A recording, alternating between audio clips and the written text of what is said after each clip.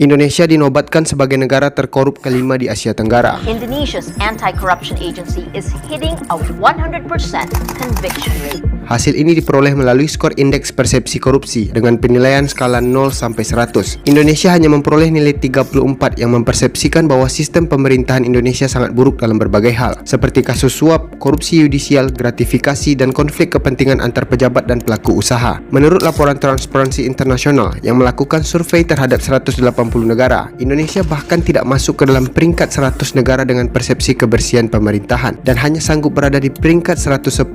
Bahkan pada bulan Januari sampai Juni 2023, KPK telah menerima sebanyak 2.707 laporan dugaan korupsi, dengan 5 provinsi diantaranya merupakan laporan dugaan korupsi terbanyak, yaitu DKI Jakarta, Jawa Barat, Jawa Timur, Sumatera Utara, dan Jawa Tengah. Penasaran siapa saja pelakunya? Pelakunya ada di kementerian, lembaga, atau pemerintah daerah baik provinsi, kabupaten maupun kota, di BUMN maupun BUMD.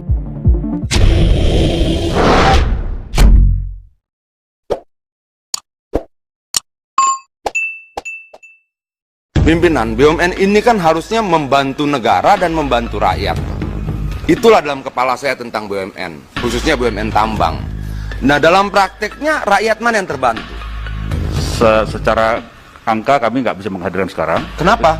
Kamu dirut kan? Datanya nggak kita siapkan. Kenapa dirut nggak punya ingatan tentang itu? Ya, saya mau tahu jumlah luas tambang yang kalian miliki berapa, yang punya cadangan berapa, yang sudah diproduksi berapa, yang belum diproduksi berapa, dan kenapa tidak diproduksi saat negara sedang butuh uang. Ya.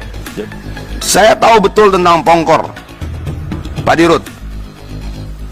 Nggak ada pengusaha lokal lahir dari Pongkor sejak tahun 70-an sampai hari ini.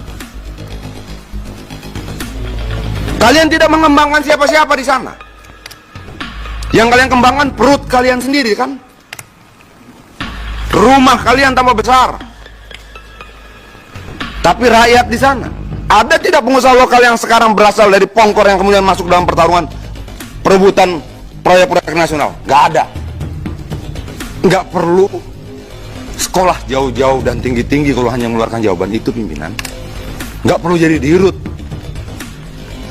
Maaf, pimpinan, kalau mau tegas ya, nggak, kalau kita mau tegas ini, kita suruh dia pulang kumpulin data, kita tungguin. Apa kesimpulannya? Lalu kita diremehkan dengan jawaban, nanti kita berikan jawaban tertulis, dan kita happy gitu, bangga gitu. Emang kita pacaran surat-suratan?